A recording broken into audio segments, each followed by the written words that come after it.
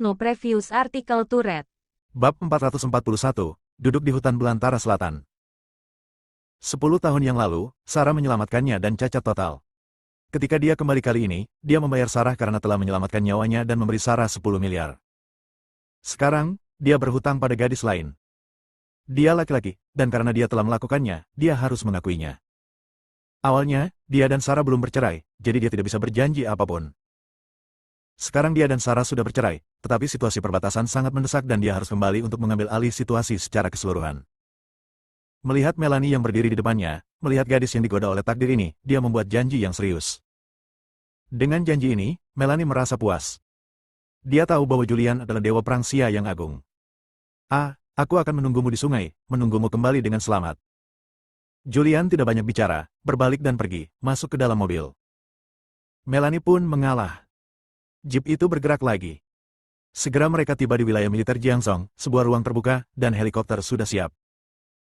King Kotake datang menemui Julian secara langsung. Dia menepuk bahu Julian dan berkata, "Saudara Fisher, Nan Huang bergantung padamu. Saya harap Anda dapat kembali dengan penuh kemenangan. Saya menunggu Anda di sungai. Saya sudah mengenal Anda begitu lama dan saya belum memilikinya. Minuman yang enak bersamamu, ketika kamu kembali, mari kita minum lagi."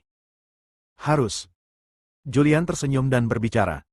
Segera dia melangkah ke helikopter. Perpisahan dengan Komandan Long. Para prajurit di wilayah militer berbicara satu demi satu.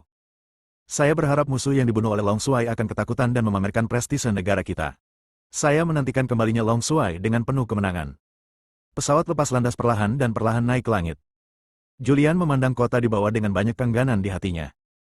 Saya tidak tahu apakah ada kemungkinan untuk kembali hidup-hidup. Dia bergumam pelan.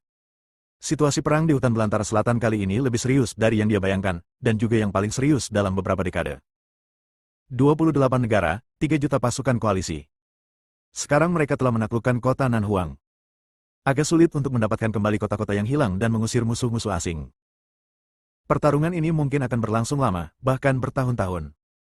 Dia melihat kota di bawah yang perlahan-lahan menjauh, dan mulai berpikir.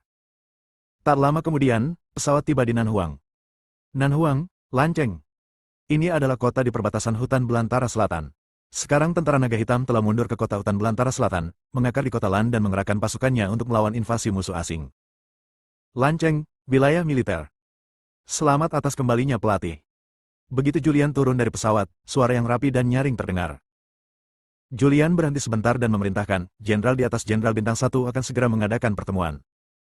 Begitu Julian tiba di Southern Wasteland, dia segera mengadakan pertemuan darurat. Ruang rapat. Puluhan jenderal berkumpul. Chester melaporkan berita terkini tentang Nanhuang secara rinci. Setelah Julian mendengar ini, dia mengerutkan kening. Dalam perjalanan ke sini, dia terus memikirkan koalisi 28 negara.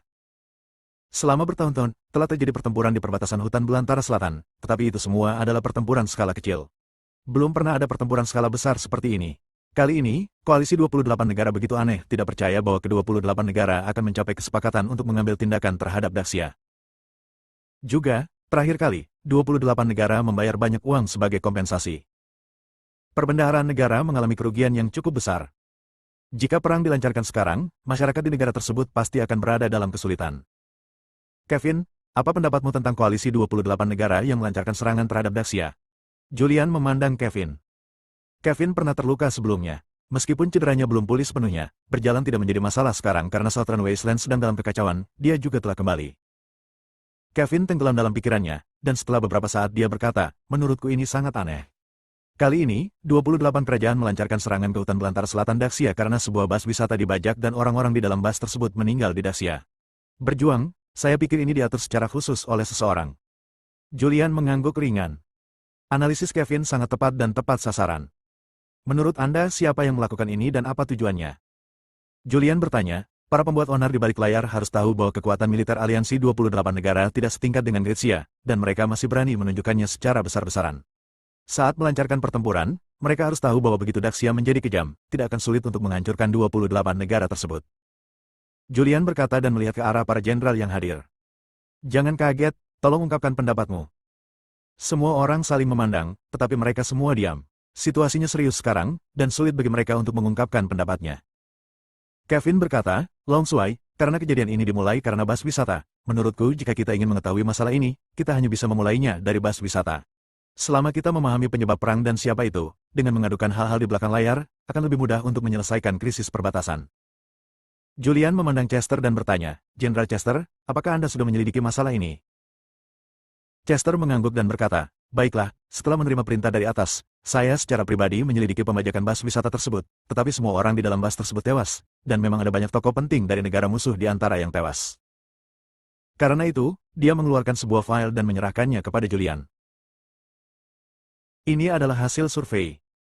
Julian membukanya dan melihatnya, lalu mengerutkan kening, tidak mengetahui siapa yang merampoknya. Chester menggelengkan kepalanya, belum. Julian menarik napas dalam-dalam dan meletakkan dokumen informasi di tangannya. Melihat sang jenderal di ruang konferensi, dia berkata dengan tegas, dalam perang, kami Daxia sama sekali tidak takut pada siapapun, tapi kami tidak bisa membiarkan siapapun bertindak sebagai pria bersenjata. Masalah bas wisata harus segera diselidiki. Sebisa mungkin, dimulai dari latar belakang almarhum. Chester berkata dengan malu di wajahnya, Long Shuai, ini adalah orang-orang dari negara musuh. Kami ingin menyelidiki mereka. Ini adalah penegakan hukum lintas batas. Selain itu, dalam situasi ini, berbagai negara juga telah memblokir jalur internasional ke Daxia. Mendengar ini, Julian berpikir. Setelah beberapa saat, dia berdiri dan keluar dari ruang konferensi. Ketika dia keluar dari ruang konferensi, dia mengeluarkan ponselnya dan menelepon Selena di Jiangzhou. Saudara Fisher, bukankah kamu pergi ke Southern Wasteland? Ada apa? Julian memerintahkan, perintahkan pembunuh yang diam-diam melindungi Sarah untuk segera mengungsi dan bergegas ke hutan belantara selatan. Saya punya misi yang harus diatur. Ya. Selena segera menutup telepon dan pergi memberikan instruksi kepada pembunuh lainnya. Julian kembali ke ruang konferensi. Lanjutkan pertemuannya. Situasi di perbatasan saat ini sangat serius. Tadi malam, pasukan sekutu dari 28 negara merebut kota Nanhuang. Tentara Naga Hitam menderita banyak korban dan terpaksa mundur. Setelah tentara musuh menduduki kota Nanhuang, mereka tidak memanfaatkan kemenangan untuk mengejarnya. Setelah pertemuan tersebut, keputusan Julian adalah tidak bertindak gegabah. Jaga lanceng. Jika pasukan koalisi 28 negara masih berani menyerang, lawanlah mereka di saat yang sama, selidiki pembajakan bas wisata dan cari tahu siapa dalangnya. Selena dan yang lainnya tiba dengan cepat. Dalam beberapa jam, dia muncul di kota Lan di Wasteland Selatan. Wilayah militer. Banyak pembunuh memandang Julian, yang mengenakan jubah naga hitam dan membawa 5 bintang di bahunya, dengan ekspresi kagum meskipun mereka adalah pembunuh, mereka juga memuja Julian. Selena bertanya, Saudara Fisher, apa perintahmu? Julian mengeluarkan beberapa dokumen dan menyerahkannya kepada semua orang. Semua orang membukanya dan melihatnya. Ini adalah foto beberapa orang yang meninggal di dalam bas wisata. Julian memerintahkan, pernahkah Anda melihat foto di tangan Anda? Ini adalah orang-orang dari negara musuh. Saya ingin Anda menemukan cara untuk menyelinap ke negara musuh dan memeriksa informasi mereka untuk saya. Terutama sebelum bepergian ke Daxia, apa yang dilakukan kamu ikuti. Penting untuk berhubungan dengan orang lain. Selena memandang Julian dan tidak bisa menahan diri untuk tidak bertanya, Saudara Fisher, apakah Anda secara resmi merekrut kami untuk bergabung dengan tentara naga hitam? Julian tersenyum tipis dan berkata, jika misimu selesai dengan lancar kali ini, mengapa tidak membiarkanmu bergabung dengan tentara naga hitam? Silakan dan cari tahu secepat mungkin, tapi yang paling penting adalah hidup. Ya. Dijamin menyelesaikan tugas. Bab 342, Taraf mengundurkan diri. Dalam perang, Daxia tidak pernah takut pada siapapun atau negara manapun. Julian juga tidak takut. Namun, ia sangat menyadari dampak buruk yang ditimbulkan oleh pertempuran terhadap masyarakat biasa. Dia mempromosikan perdamaian. Jika Anda tidak bisa melawan, jangan berkelahi. Meskipun koalisi 28 negara telah merebut kota Nanhuang, dia tidak bertindak gegabah dan segera mengirimkan pasukan untuk merebut kembali kota yang hilang tersebut. Memahami sebab dan akibat suatu hal, mewaspadainya, dan tidak ingin dijadikan senjata oleh orang lain. Kunci untuk memahami hal ini adalah dengan mencari tahu apa yang terjadi dengan bas wisata tersebut, jenis mobilnya, dan latar belakang seperti apa orang-orang di dalam mobil tersebut. Apakah kebetulan mereka datang ke Daxia, atau memang seseorang lain? Sengaja diatur. Saat ini, tentara naga hitam tidak dapat pergi ke negara lain untuk bertanya. Akan lebih baik jika menyerahkan masalah ini kepada pembunuh yang ada dalam daftar pembunuh. Mereka semua adalah pembunuh, sangat kuat, berkeliling dunia sepanjang tahun, dan mereka semua menggunakan metode penyelundupan. Mereka memiliki saluran sendiri untuk memasuki 28 negara untuk menanyakan identitas dan latar belakang orang-orang ini. Banyak pembunuh yang pergi satu demi satu. Matahari terbenam. Langit malam yang gelap dipenuhi bintang. Lanceng, wilayah militer. Tempat latihan. Banyak tentara yang berlatih keras. Ada beberapa orang yang duduk di dekatnya. Ini Julian, Kevin, Chester. Mereka bertiga duduk di tanah, minum anggur dan menyaksikan para prajurit berlatih di kejauhan. Kevin menghela nafas, Long Shuai, beginilah caramu berlatih siang dan malam beberapa tahun yang lalu. Ya. Julian menyentuh hidungnya, dia hampir melupakan hari-hari itu. Dia mengubah topik pembicaraan dan berkata, Kevin, nak, aku selalu merasa koalisi 28 negara mengincarku kali ini. Mendengar ini, keduanya tercengang. Kevin memandang Julian dan bertanya, Long Shuai, apakah kamu menargetkanmu? Julian mengangguk dan berkata, meskipun itu hanya perasaan, banyak hal telah terjadi selama periode ini. Ada badai di istana Kyoto. Kaisar Daxia ingin melakukan pembersihan besar-besaran. Pembersihan besar terakhir adalah 30 tahun yang lalu ketika Panglima Perang Naga Hitam menjabat. Saat kau mati. Kevin dan Chester sama-sama tampak serius. Meskipun mereka belum pernah mengalami hal-hal ini, mereka telah mendengarnya. Dan Julian terus menganalisa. Tentara Naga Hitam adalah pasukan yang sangat istimewa. Hal ini terkait dengan lingkungan geografis hutan belantara selatan. Hutan belantara selatan adalah perbatasan berbagai negara. Selain 28 negara kecil, ada juga saingan nyata Daxia, Amerika Serikat. Pembentukan Tentara Naga Hitam. Untuk melawan Amerika Serikat, Tentara Naga Hitam adalah pasukan yang independen dari wilayah militer manapun. Panglima Tentara Naga Hitam juga akan bertanggung jawab atas pedang hukuman. 30 tahun yang lalu, pemimpin Naga Hitam meninggal, dan istana di Kyoto dirombak. Sekarang, saatnya melakukan perombakan besar-besaran. Kevin mau tidak mau berkata, jadi, beberapa orang besar di Kyoto ingin kamu mati, tapi mereka tidak bisa berbuat apa-apa padamu di negara ini. Itu sebabnya mereka merencanakan pertempuran ini dan menarikmu ke hutan belantara selatan hanya karena mereka ingin kamu mati di selatan. Di medan perang. Ya. Julian mengangguk dan berkata, kemungkinan besar begitu. Chester bertanya, Long Shuai, menurutmu siapa yang merencanakan semua ini? Julian menggelengkan kepalanya, saya tidak tahu. Ini semua hanya tebakan saya. Tidak ada bukti. Mari kita tunggu sampai kita mengetahui lebih lanjut. Kevin sedikit ragu-ragu, dan setelah beberapa saat, dia berkata, Long Shuai, negara ini sekarang menaruh perhatian besar pada urusan hutan belantara selatan. Netizen di seluruh negeri meminta bantuan, meminta tentara Naga Hitam untuk menyerang segera sebisa mungkin untuk mendapatkan kembali wilayah yang hilang. Kami akan duduk di lanceng dan tidak menyerang. Julian berhenti sebentar dan berkata, wilayah yang hilang harus dipulihkan, tapi saya tidak peduli dengan beberapa hari ini. Tunggu sampai kita mengetahui siapa yang berada di balik 28 negara. Tidak. Mari kita bicarakan ini, ayolah, minumlah. Julian mengambil sebotol anggur. Kevin dan Chester juga mengambilnya. Ketiganya saling bersentuhan. Kemudian ambil botolnya dan tiup. Malam berlalu dengan tenang. Hari berikutnya. Di tengah sungai. Tadi malam, banyak orang di sungai yang menderita insomnia. Mereka yang menderita insomnia adalah Sarah dan keluarga Hansel, serta Taraf. Sarah begadang sepanjang malam. Dia berbaring di tempat tidur, berguling-guling, tidak bisa tidur. Bayangan Julian ada di benaknya, pria yang memegang tangannya saat pertama kali bertemu dan berkata bahwa selama saya di sini, Anda akan memiliki dunia. Dia menitikkan air mata. Dia tidak tahu berapa banyak air mata yang dia keluarkan. Dia keluar dari kamar dengan lesu. Ruang tamu. Ada beberapa orang yang duduk di sana. Leona, Anton, Della, dan Karamatsu. Cedera Karamatsu belum pulih sepenuhnya, namun ia telah keluar dari rumah sakit dan kembali ke rumah untuk memulihkan diri. Saudari. Karamatsu berteriak dan memarahi, mengapa kamu tidak memberitahuku bahwa kamu menceraikan saudara ipar? Jika kamu memberitahuku lebih awal, aku akan menghentikanmu. Sarah datang dan duduk di sofa. Dia lesu dan tanpa ekspresi, seolah-olah dia telah kehilangan jiwanya. Dia melirik Karamatsu dan bertanya dengan tenang, kenapa, kamu sudah tahu identitas Julian? Karamatsu menggelengkan kepalanya, saya tidak mengetahuinya sebelumnya. Tepat sebelum saya dirawat di rumah sakit, kami ditangkap oleh keluarga Sawyer. Kakak ipar saya datang untuk menyelamatkan kami. Anda diselamatkan terlebih dahulu. Saya berada di belakang. Saya melihat saudara iparku membunuh Elvin dan memukuli Billy. Dia tidak bisa mengurus dirinya sendiri. Pada akhirnya, King Kotake secara pribadi datang untuk menangani situasi tersebut dan mengumumkan kepada publik bahwa dia telah mengirim pasukan setelah menerima laporan. Sarah tersenyum mencela diri sendiri, aku sangat bodoh. Dia seharusnya sudah mengetahuinya sejak lama. Bagaimana bisa seorang pecundang memanggil tentara lagi dan lagi? Kak, apa yang harus kita lakukan sekarang?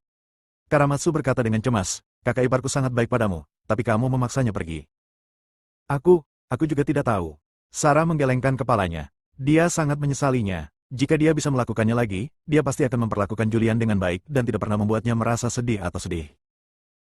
Sarah, kenapa kamu tidak mengejarnya ke Nanhuang? Leona menyarankan, Julian sangat mencintaimu.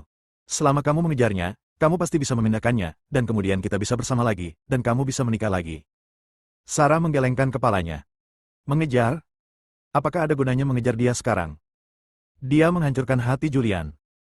Selain itu, Julian kembali ke hutan belantara selatan untuk bertarung, bukan untuk bermain. Jika dia mengejarnya, itu hanya akan menimbulkan masalah bagi Julian. Bukan saja dia tidak akan dimaafkan oleh Julian, dia bahkan akan dibenci oleh Julian. Lupakan saja, itu saja. Dia dan aku ditakdirkan untuk tidak memiliki hubungan apapun. Sarah menggelengkan kepalanya sedikit. Hos. Semua orang menghela nafas. Saat ini, kelompok lintas era. Kantor Cilia. Cilia melihat surat pengunduran diri di tangannya, lalu memandang Taraf yang berdiri di depannya, sedikit mengernyit. Taraf, apa yang kamu lakukan? Grup ini berada pada saat yang kritis sekarang. Jika kamu mengundurkan diri saat ini, kepada siapa kamu ingin aku menyerahkan bisnis ini? Kamu mengundurkan diri segera setelah saudara Fisher pergi. Jika dia kembali dan melihat bahwa kelompoknya belum mencapai apapun, apa yang akan terjadi? Tuan Kit, saya sudah memikirkannya dengan jelas. Taraf menarik napas dalam-dalam dan berkata, saya tidak cocok untuk posisi ini. Hal yang paling diperlukan di era ini adalah orang-orang berbakat. Saya tidak tahu berapa banyak orang berbakat yang tidak memiliki panggung. Selama Tuan Kit bekerja keras, dia akan selalu menemukan bakat. Tetapi jika kamu pergi begitu saja, apakah kamu layak untuk Julian? Saya. Taraf hendak berbicara tetapi berhenti. Setelah memikirkannya, dia tetap tidak mengatakannya. Saya tidak akan menyetujui surat pengunduran diri ini. Cilia mengembalikannya kepada Taraf dan memerintahkan, beri saya pekerjaan. Jika kamu tidak menyetujuinya, aku tidak akan melakukannya lagi. Taraf berbalik dan pergi. Anda. Tubuh Cilia bergetar. Taraf keluar dari kantor Cilia, berdiri di depan pintu kantor, menarik napas dalam-dalam, dan berbisik. Saya juga ingin bertahan dan membantunya mengelola grup, tapi saya ingin mengejar kebahagiaan saya sendiri. Jika saya melewatkan kesempatan ini, saya mungkin benar-benar tidak punya peluang. Tadi malam, Taraf tidak bisa tidur. Dia memikirkannya sepanjang malam dan memutuskan untuk pergi ke Southern Wasteland. Meskipun Anda tidak dapat melihat Julian, Anda masih bisa menjadi sukarelawan. Dia juga ingin berkontribusi pada negara, melakukan pekerjaan logistik, dan mendukung Julian. Akan lebih baik jika saya bisa melihat Julian. Bab 343, Menemukan Kebenaran. Nanhuang, Lanceng.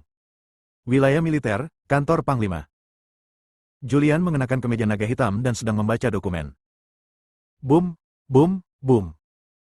Ada ketukan di pintu. Masuk. Pintu terbuka dan Kevin masuk dengan membawa dokumen dan menyerahkannya kepada Julian. Komandan Long, ini adalah informasi dari koalisi 28 negara. Ini mencatat para jenderal yang dikirim oleh 28 negara, serta panglima tertinggi dari koalisi 28 negara. Julian mengambilnya, membukanya dan mulai membaca. Informasi menunjukkan bahwa Panglima Koalisi 28 negara kali ini adalah Jenderal Bintang 5 dari India. Namanya Beku. Beku dilahirkan dalam keluarga militer. Kakeknya adalah seorang tentara, dan ayahnya juga seorang tentara. Namun, 20 tahun yang lalu, terjadi kekacauan di India. Keluarganya dijebak karena memberontak, dan kakek serta ayahnya ditembak. Dia selamat dan menjadi warga sipil. Kemudian, dia mengandalkan usahanya sendiri untuk menjadi tentara lagi, bernyanyi sepanjang jalan dan menjadi Panglima Bintang 5 di India. Julian tidak pernah berperang melawan seorang biksu, dan dia tidak mengetahui latar belakang orang tersebut. Namun, dia merasa bahwa karena Beku dapat menjadi Panglima tertinggi dari aliansi 28 negara ini, dia harus mengetahui beberapa informasi orang dalam. Dia meletakkan informasi di tangannya, mengeluarkan ponselnya, dan menelepon Selena. Segera, panggilan itu tersambung. Julian bertanya, bagaimana kabarnya? Suara Selena datang dari telepon, Saudara Fisher, saya telah menyelinap ke negara musuh dan mencari kesempatan untuk mengumpulkan informasi tentang almarhum. Serahkan tugas di tanganmu kepada orang lain untuk diselesaikan. Sekarang kamu pergi ke India dan periksa seseorang untukku. Aku akan segera mengirimkan informasi umum ke emailmu. Ya. Julian menutup telepon. Dia dengan santai mengirimkan informasi biksu itu kepada Selena. Selena menerima email tersebut dan setelah membaca informasi umum biksu tersebut, dia memilih untuk menghapusnya dan kemudian berangkat ke India. Pada saat yang sama, Kota Gurun Selatan, distrik militer, ruang pertemuan rahasia. Para jenderal dari 28 negara berkumpul di sini. Pemimpinnya tidak lain adalah Beku. Seorang jenderal bertanya, Jenderal Bi, sekarang kita telah merebut kota Nanhuang, apa yang harus kita lakukan selanjutnya? Langsung masuk dan serang kota Lan. Biksu itu duduk di tempat pertama, memandang jenderal yang berbicara, dan berkata dengan tenang, apakah Anda terlalu memikirkan serangan terhadap kota Lan? Sekarang naga hitam telah kembali, tentara naga hitam sepenuhnya membela kota Lan, bagaimana kita bisa menyerangnya?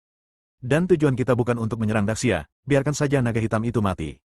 Jika kita benar-benar terus menyerang, Daxia akan menjadi ganas dan menghancurkan 28 negara dalam hitungan menit.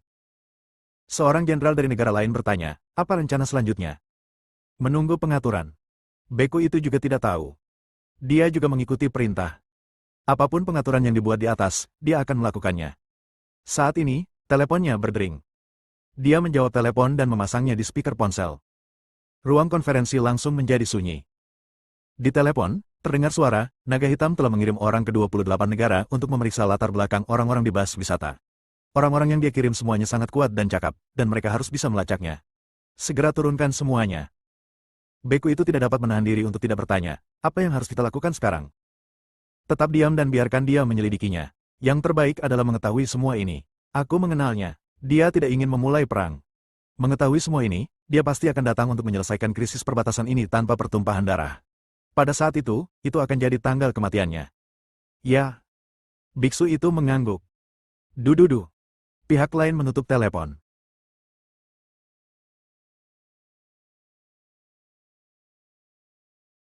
Beku itu memandang para jenderal yang hadir dan memerintahkan, Anda telah mendengarnya, berdiri diam dan beritahu orang-orang Anda untuk tetap damai di kota Nanhuang. Jangan memindahkan atau menyentuh apapun yang tidak boleh disentuh atau disentuh. Ya, mengerti. Banyak jenderal mengangguk. Saat ini, Julian, Kevin, dan Chester diam-diam meninggalkan kota Lan dan menuju ke lokasi kecelakaan bus wisata di dekat kota Nanhuang. Di jalan yang sepi, sebuah SUV Jeep sedang melaju. Mobil berhenti. Ketiganya keluar dari mobil. Kevin memegang peta di tangannya, melihat ke arah rute yang ditandai di peta, menunjuk ke depan dan berkata, Long Sui, disinilah kecelakaan terjadi pada bus wisata. Julian berjalan mendekat. Beberapa hari berlalu dan tidak ada jejak sama sekali. Dia melihat sekeliling tetapi tidak menemukan petunjuk berguna, dan langsung bertanya, di mana bus wisata itu ditemukan. Chester mendekat, menunjuk ke jalan di depan, dan berkata, lurus saja ke utara, melewati kota Nanhuang, dan menuju ke pedalaman, yang jaraknya sekitar 300 km dari sini. Ayo pergi dan melihat. Julian berbalik dan masuk ke dalam mobil. Chester mengemudikan mobil dan bergegas ke arah dia menemukan bus wisata. 3 jam kemudian, mereka bertiga muncul di tempat yang lebih terpencil. Ketiganya keluar dari mobil. Chester menunjuk ke sebuah ruang terbuka di depannya dan berkata, di sini. Saat kami menemukan mobil itu, semua orang di dalam mobil itu tewas. Mobil wisata itu masih utuh. Semua orang di dalam mobil itu tewas. Sekarang jenazah ditempatkan di rumah duka di kota Nanhuang. Kota Nanhuang diduduki oleh pasukan musuh, dan kita tidak bisa pergi untuk mengamati situasinya. Julian memerintahkan, berikan saya laporan otopsi. Chester masuk ke dalam mobil dan mengambil laporannya, lalu menyerahkannya kepada Julian. Julian memperhatikan dengan cermat. Namun melalui laporan tersebut, dia benar-benar belum bisa memastikan siapa sebenarnya yang membajak bus wisata tersebut dan membunuh orang-orang di dalamnya. Dia dengan lembut menyentuh pelipisnya dan bertanya, Kevin, nak, menurutmu siapa orang di bus tur irama itu? Kevin berkata, tidak perlu bertanya, itu harus dikirim oleh orang yang diam-diam merencanakan semua ini. Julian memutar matanya ke arahnya, apakah kamu tidak berbicara omong kosong? Ahem. Kevin terbatuk beberapa kali dan menganalisis, ini adalah hutan belantara selatan, di dalam wilayah Daxia, jadi mereka yang merampok bus wisata kemungkinan besar berasal dari Daxia, dan kelompok orang ini sepertinya tidak seperti itu. Sebuah organisasi biasa, tapi itu seperti tentara yang terlatih. Julian meliriknya dan bertanya, mengapa kamu melihatnya? Kevin menganalisis, ada banyak benteng tentara naga hitam di sepanjang jalan ini, tapi kelompok orang ini tampaknya sangat menyadari kendali tentara naga hitam dan telah sepenuhnya menghindari tentara naga hitam. Mereka tidak hanya terlatih dengan baik, tapi mereka juga mengetahui tempat ini dengan sangat baik. Medannya harus diatur dengan hati-hati, dan tidak ada jejak pertempuran di dalam mobil. Julian mengangguk dan berkata, analisisnya sangat benar. Ada 2 situasi. Yang pertama adalah orang-orang di bus wisata tahu bahwa mereka akan mati dan tidak melawan. Yang lainnya adalah pihak lain terlalu kuat dan mereka bisa tidak melawan. Chester berkata, Long Sui, saya pikir tidak ada gunanya melacak bus wisata sekarang. Negara ini sekarang sangat prihatin dengan jatuhnya kota Nanhuang. Jika kita tidak mengirim pasukan untuk merebut kembali kota Nanhuang, negara mungkin akan melakukannya. Mengeluh tentang tentara naga hitam. Julian berhenti sebentar dan berkata, jangan khawatir, selama tidak ada perintah dari atas untuk mengirim pasukan, kami akan menahan pasukan untuk sementara dan menyelidiki masalah ini dengan jelas sebelum membuat rencana. Ngomong-ngomong, bagaimana dengan barang milik almarhum? Seperti ponsel dan sejenisnya. Sudahkah Anda memeriksanya? Ponselnya apakah ada petunjuk yang tersisa di dalamnya? Chester menggelengkan kepalanya, semua ponsel almarhum disegel di distrik militer kota Nanhuang. Sedangkan untuk memeriksa apakah sudah diperiksa, segalanya berkembang terlalu cepat. Dari penemuan almarhum hingga pengiriman pasukan dari 28 negara, kali ini tidak ada waktu untuk menangani banyak hal dalam satu hari. Bab 344, Dalang di balik layar. Apa yang terjadi sangat mendesak. Chester tidak bereaksi sama sekali, dan tidak punya waktu untuk mengurus banyak hal. Dia mengira ke-28 negara itu hanya menggertak dan tidak akan benar-benar menyerang kota Nanhuang, jadi dia lengah. Julian juga tidak menyalahkannya. Karena kita tidak dapat menemukan apapun, ayo kembali dulu. Julian berbalik dan masuk ke dalam mobil. Chester dan Kevin mengikuti dari belakang.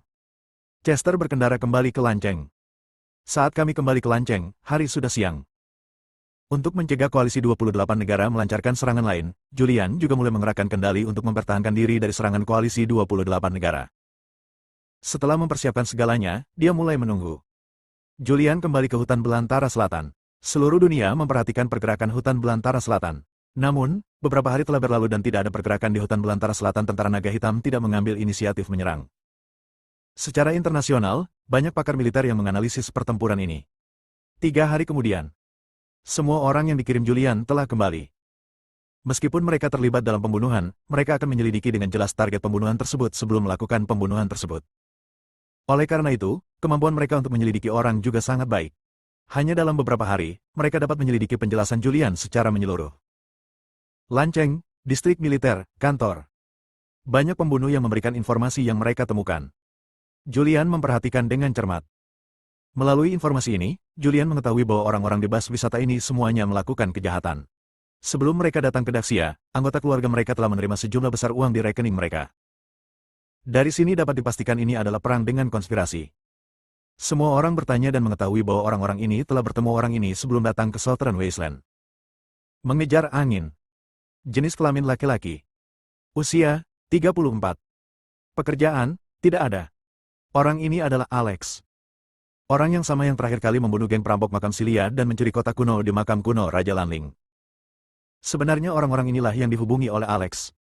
Setelah Julian melihat informasinya, dia tidak bisa menahan cemberut. Jika ini masalahnya, maka Kaisarlah yang diam-diam merencanakan semua ini. Karena Alex adalah milik Kaisar. Saudara Fisher, ini adalah informasi dari Beku. Menurut informasi yang ditemukan, kekuasaan Kaisar ada di seluruh dunia, dan dia juga memiliki orang-orang di India. Karena bantuan rahasia Kaisar, Beku dapat mendaki begitu cepat, dari tempat yang kecil ke India. Panglima Nasional Bintang 5. Selena menceritakan informasi yang dia temukan. Julian membuka informasi yang ditemukan Selena dan membacanya dengan cermat. Setelah membacanya, dia berkata dengan tenang, saya mengerti, kamu juga lelah. Turun dan istirahat dulu. Setelah kamu istirahat, saya akan memberi kamu tugas. Ya. Semua orang pergi satu demi satu. Julian menelepon Kevin dan Chester. Di antara banyak jenderal di hutan belantara selatan, keduanya adalah orang yang paling dia percayai. Dia tidak terlalu percaya pada orang lain. Dia sangat yakin bahwa di antara orang-orang ini pasti ada orang-orang Kaisar. Namun, dia tidak yakin siapa orang itu. Tak lama kemudian Kevin dan Chester muncul. Long Suai. Keduanya berbicara serempak. Julian berhenti sebentar dan berkata, duduklah. Keduanya duduk. Kevin bertanya, apakah kamu punya informasi? Julian mengangguk, semua informasi mengarah ke satu orang. Siapa? Kevin dan Chester bertanya bersamaan. Kaisar, Panglima Tentara Api Merah, kata Julian kata demi kata. Apa? Keduanya berseru. Kevin tampak terkejut, Kaisar. Bagaimana ini mungkin? Dia berasal dari Kekaisaran Daxia, dan sekarang dia merencanakan pertempuran ini hanya untuk membunuhmu. Saya khawatir ini tidak sesederhana itu. Julian tampak serius. Apa yang ingin dilakukan Kaisar, dia masih belum tahu. Dia tahu bahwa Kaisar telah mengambil tindakan. Terakhir kali di jalur Tianshan, Kevin ditangkap. Dia terpaksa pergi ke jalur Tianshan dan dibunuh oleh upaya bersama para ahli seni bela diri dari 28 negara. Raja pengobatan adalah Jimmy, yang juga merupakan anggota Kaisar. Philip bertanya dan mengetahui bahwa Jimmy dan yang lainnya diam-diam berlatih di sebuah lembaga penelitian di kota Jiangsonglin, dan lembaga penelitian tersebut dijaga oleh tentara, yang dicurigai sebagai tentara api merah.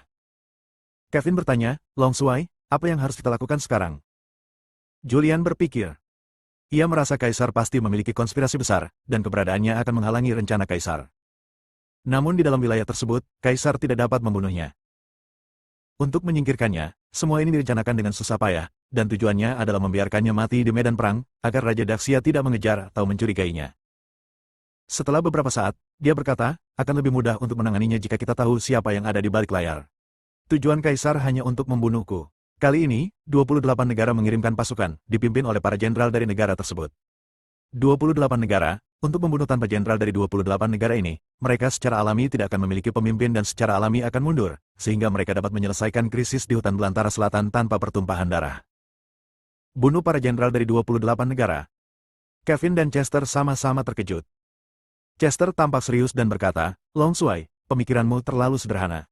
Sekarang para jenderal dari 28 negara berada di kota Nanhuang, dan ada 3 juta pasukan koalisi dari 28 negara yang ditempatkan di kota Nanhuang. Tidak bahkan seekor lalat pun bisa terbang. Masuklah, bagaimana cara membunuhnya? Julian berkata dengan tenang, metode datang dari pikiran orang. Selama kamu mau menggunakan otakmu, kamu akan menemukan solusinya. Kevin, lukamu belum pulih. Kamu tidak akan pergi kali ini. Kamu bisa sembuhkan lukamu di sini dengan damai. Nak, kamu bisa tinggal di kota Lan.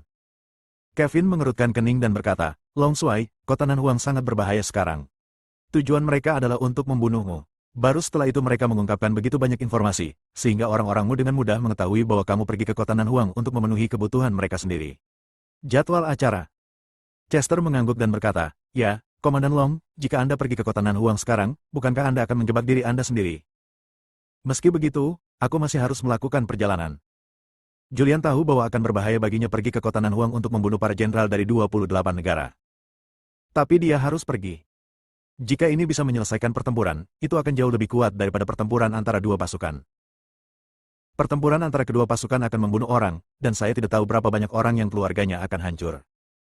Dia tidak ingin melihat perkelahian, dia tidak ingin melihat pertumpahan darah lagi. Chester sedikit ragu dan bertanya, Long Shuai, jika kamu tidak bisa kembali, apa yang akan kami lakukan? Jika saya benar-benar tidak bisa kembali, gunakan kekuatan bersenjata untuk merebut kembali kota Nanhuang secara paksa, dan beritahu orang-orang Daxia bahwa tujuan utama mereka adalah membunuh saya. Jika saya benar-benar mati, koalisi 28 negara tidak akan bersedia berperang. Kami akan segera mengungsi, sehingga tentara naga hitam dapat merebut kembali kota Nanhuang tanpa pertumpahan darah. Baik Kevin dan Chester tahu bahwa tidak ada yang bisa mengubah keputusan Julian. Kevin mengingatkan, Long Shuai, hati-hati. Julian tersenyum tipis dan berkata, jangan khawatir, tidak apa-apa. Saya tidak akan pergi sendirian kali ini. Saya akan membawa para pembunuh yang saya temukan ketika saya berada di sungai. Ini adalah orang-orang kuat yang sebenarnya dalam daftar pembunuh. Jika kita bertarung sendirian, aku bisa melakukan banyak trik di tanganku, tapi aku bahkan tidak bisa menangani semuanya bersama-sama. Dengan kata-kata Julian, mereka berdua merasa lega. Julian berdiri dan pergi. Lanceng, di sebuah bungalow. Ada banyak orang berkumpul di sini. Ada tua dan muda, laki-laki dan perempuan. Saat ini, pintu terbuka. Julian berjalan mengenakan jaket hitam. Saudara Fisher. Bos Fisher. Semua orang berbicara satu demi satu. Julian melihat banyak pembunuh dan memindai mereka satu persatu.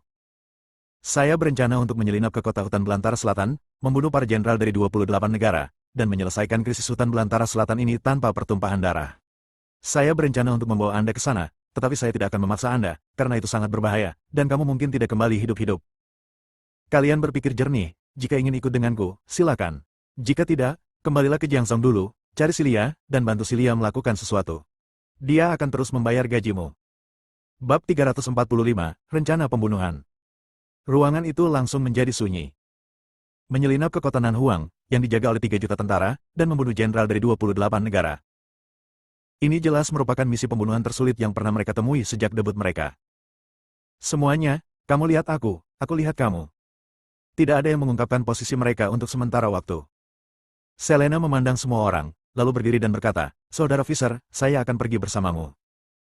Selena dibesarkan di Istana Hitam dan merupakan seorang pembunuh yang dilatih oleh Istana Hitam. Hanya setelah mengikuti Julian dia tahu apa itu kehidupan sebenarnya. Julian lah yang memberikan kehidupan barunya. Sekarang Julian memiliki misi, dia pasti akan melakukannya. Julian memandang yang lain dan bertanya, bagaimana denganmu? Semua orang ragu-ragu. Meskipun mereka mengikuti Julian, misi ini sangat berbahaya. Begitu mereka bergabung, mereka akan memiliki jalan keluar yang sempit dan kemungkinan untuk kembali hidup-hidup sangat kecil. Mereka tidak ingin kehilangan nyawanya dengan sia-sia. Bos Fisher, aku akan pergi bersamamu. Did Dance adalah orang pertama yang berdiri. Dia pernah menjadi pembunuh ke-10 dalam daftar pembunuh. Setelah mengikuti Julian, King Kotake memberinya identitas yang memenuhi syarat. King Kotake juga takut akan masalah dan terlalu malas untuk memberinya nama. Sebutkan pembunuh-pembunuh ini secara langsung berdasarkan peringkat mereka sebelumnya. Dead Dance berada di peringkat ke-10. King Kotake menamainya Tom Fisher. Dia berada di peringkat terbawah, dan semua orang memanggilnya si Mei. Aku akan pergi juga. Scorpion, yang berada di peringkat ke-9, juga berbicara. Dia berdiri dan berkata, sebagai orang Daxia, saya telah membunuh banyak orang Daxia, tetapi saya tidak melakukan apapun untuk Daxia.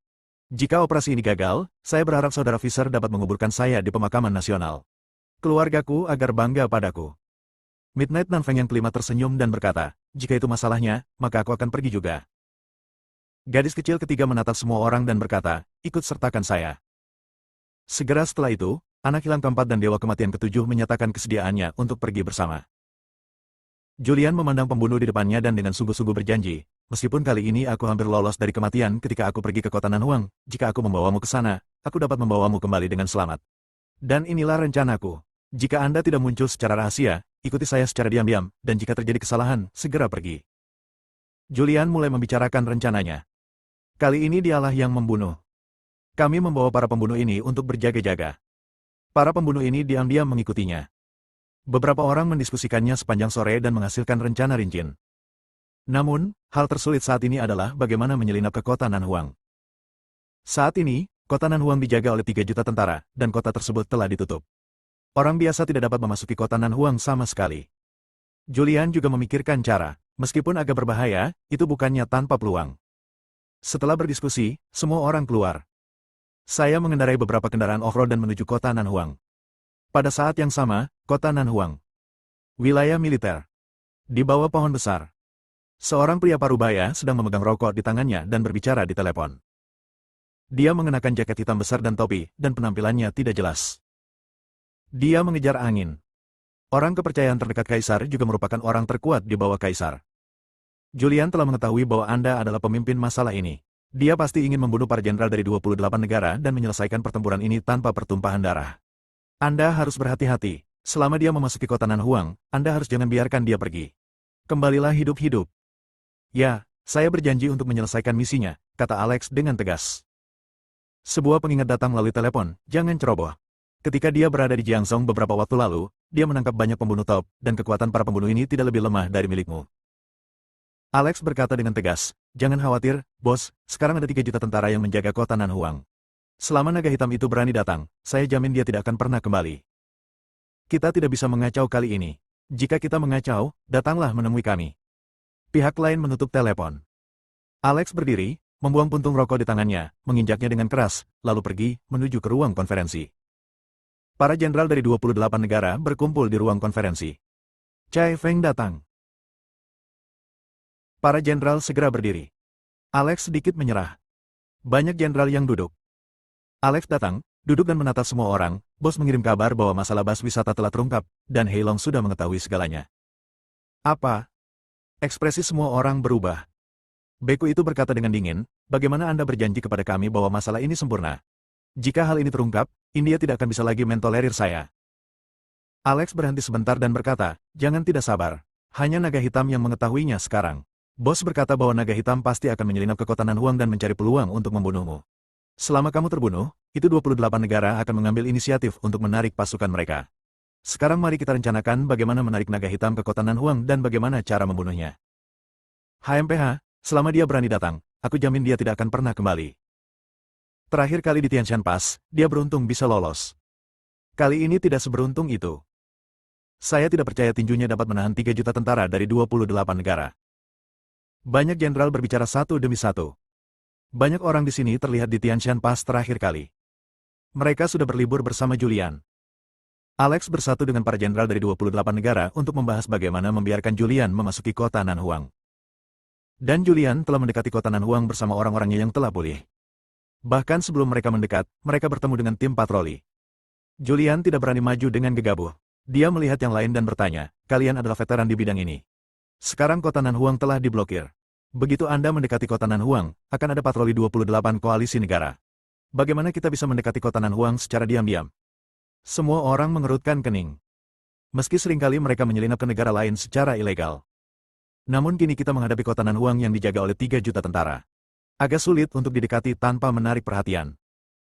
Selena berkata, Saudara Fisher, menurut saya rencana Anda adalah yang paling sempurna. Jika Anda ingin menyelinap masuk sekarang, Anda hanya dapat menyelinap masuk dengan berpura-pura menjadi koalisi 28 negara di kota. Julian berpikir sejenak dan berkata, dalam hal ini, mari kita bertindak secara terpisah, menyelinap masuk, dan mendekati wilayah militer dalam waktu sesingkat mungkin. Menurut rencana, setelah Julian dan yang lainnya mendekati kota Nanhuang, mereka akan bertindak secara terpisah. Temukan cara untuk berbaur dengan patroli. Karena terlalu banyak orang yang berkumpul, begitu ditemukan, mereka akan ditangkap dalam satu gerakan. Jika mereka bertindak sendiri-sendiri, meskipun ketahuan, tidak semuanya akan ketahuan. Julian mengingatkan, hati-hati, premis dari semua tugas adalah untuk tetap hidup, Anda tahu. Tahu. Semua orang berbicara serempak. Tindakan. Julian mengemudikan mobil ke tempat rahasia dan menyembunyikannya. Semua orang turun dari mobil dan berpencar serempak, memasuki hutan Gunung Mangmang, perlahan mendekati kota Nanhuang, mencari peluang untuk menyelinap ke dalam patroli. Selama Anda menjadi anggota patroli, Anda akan memiliki kesempatan untuk memasuki kota Wasteland Selatan. Julian percaya pada mereka, mereka pasti bisa menyelinap masuk.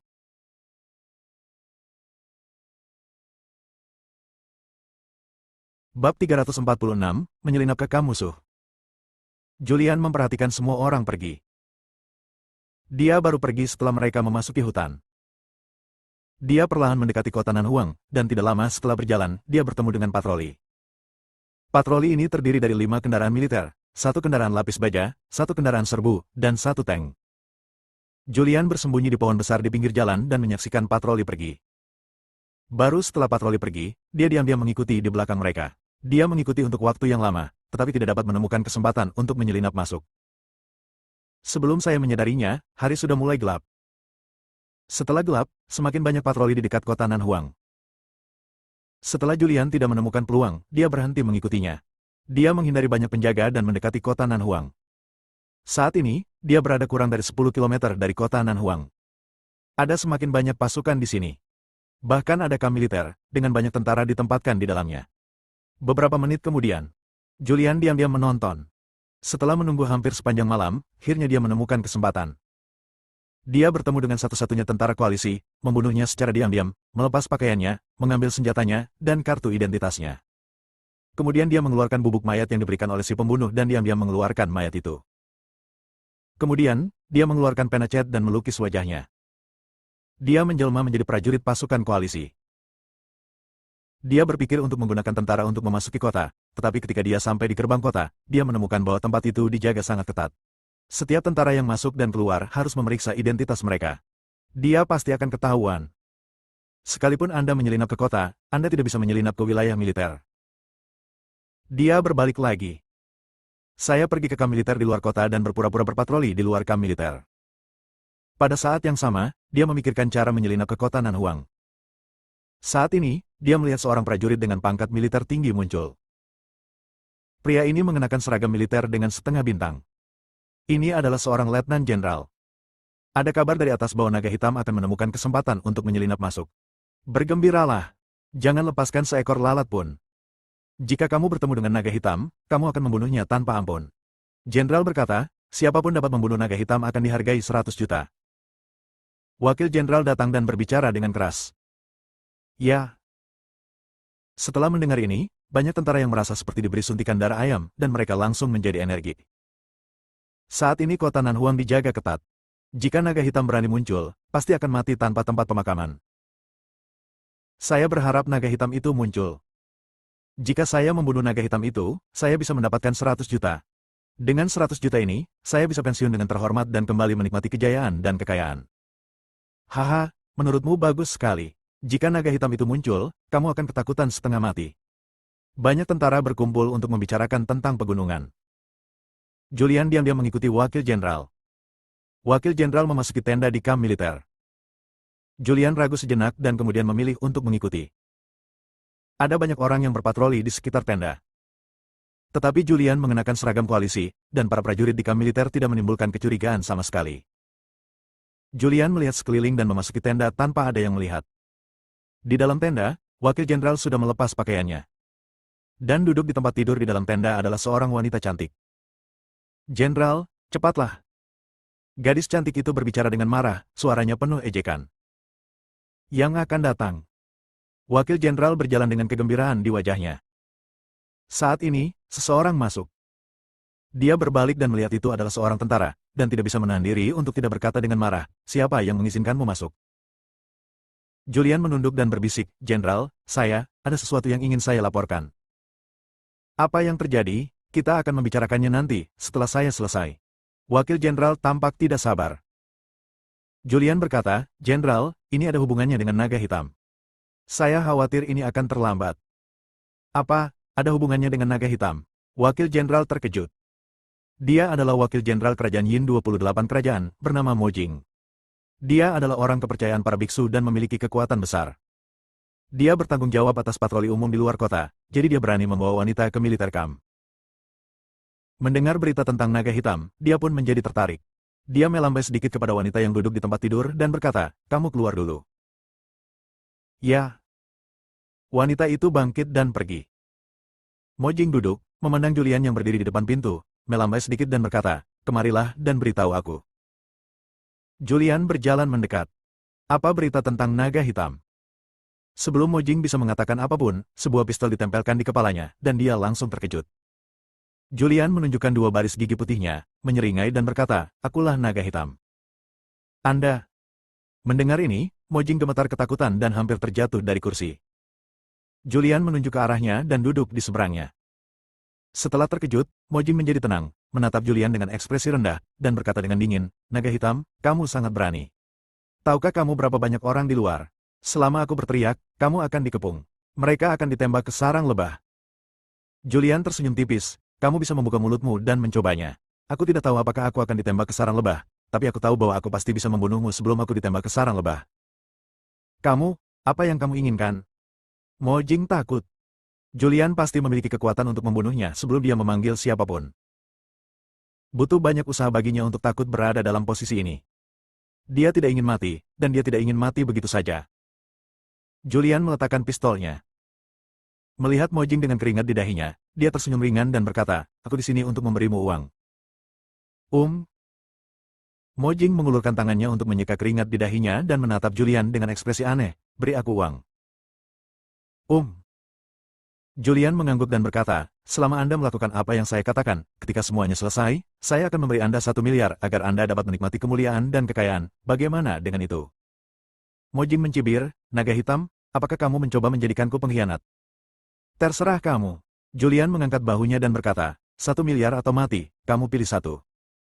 Setelah mengatakan itu, dia berdiri, mengeluarkan senjatanya lagi, mengarahkannya ke Mo Jing, dan menunggu jawabannya. Tentu saja kamu punya pilihan lain, yaitu berteriak dan membiarkan orang-orang di luar mengepung tempat ini dan menembakku. Kamu juga akan mati, tapi kamu akan menjadi pahlawan nasional dan keluargamu akan mendapatkan medali. Saya beri kamu waktu sebentar untuk memikirkannya. Julian berbicara dengan tenang. Kematian adalah ketakutan terbesar umat manusia. Semua orang takut mati. Terutama pukulan besar. Semakin tinggi jabatannya, semakin takut mati.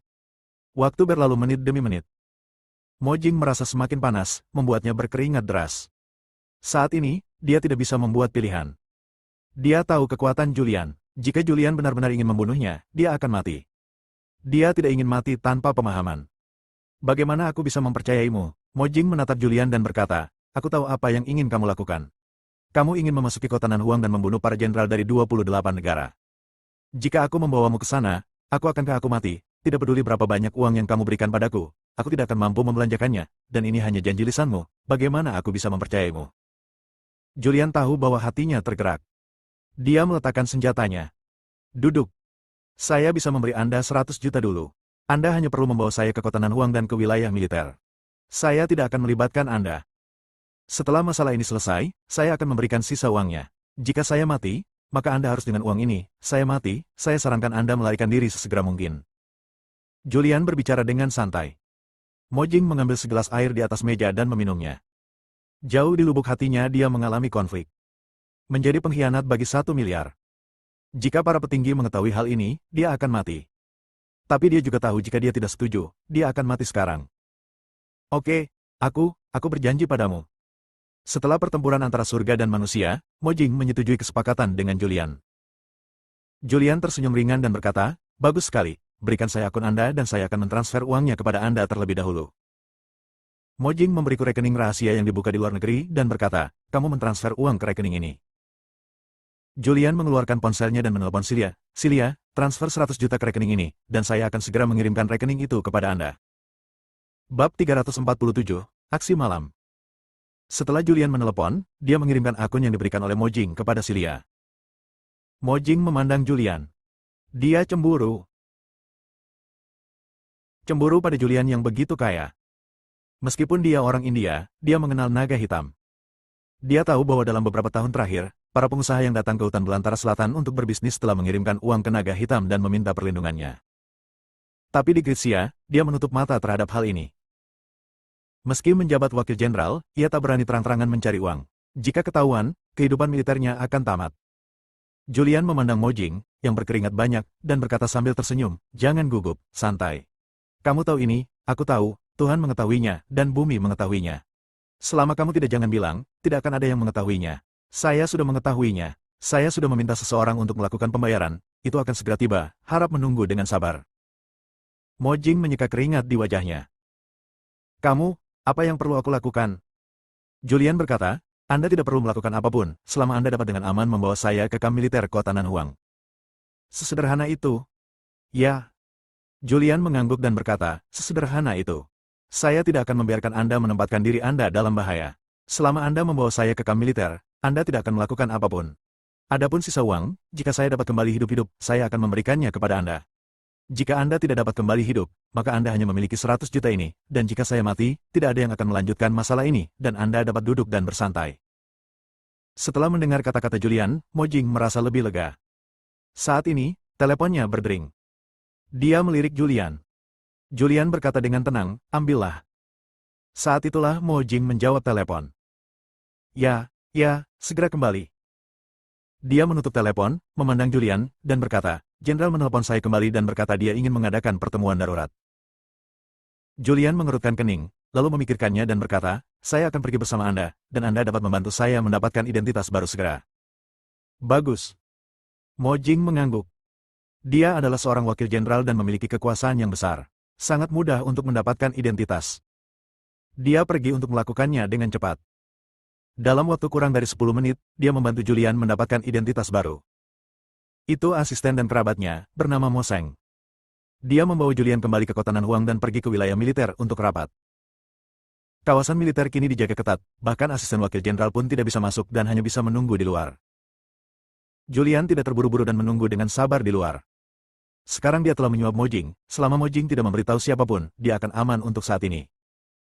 Dan dia juga percaya bahwa Mojing tidak akan memberitahu. Meskipun Mojing adalah seorang wakil jenderal, gajinya tidak tinggi, dan India sangat ketat terhadap korupsi. Dia tidak memiliki peluang untuk menghasilkan uang. 1 miliar adalah angka yang sangat besar baginya seumur hidup. Uang. Julian menunggu di luar wilayah militer selama sekitar 2 jam. 2 jam kemudian, Mojing keluar.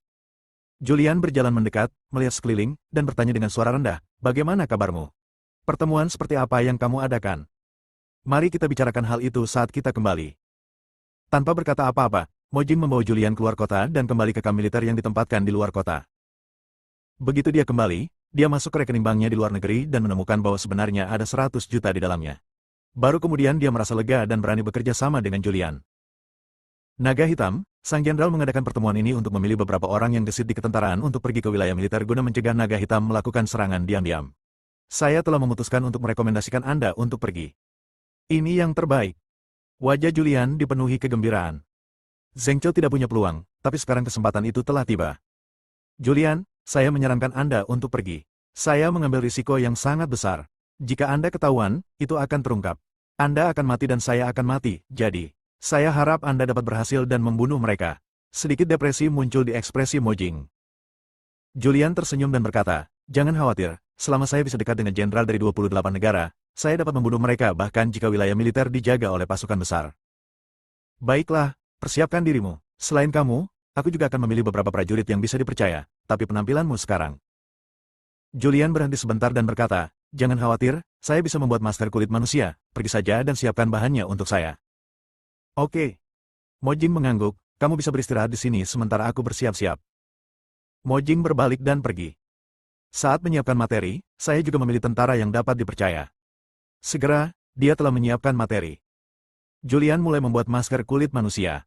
Setelah membuatnya, dia memakai masker kulit manusia dan berubah menjadi pria parubaya berkulit gelap. Malam berlalu dengan tenang.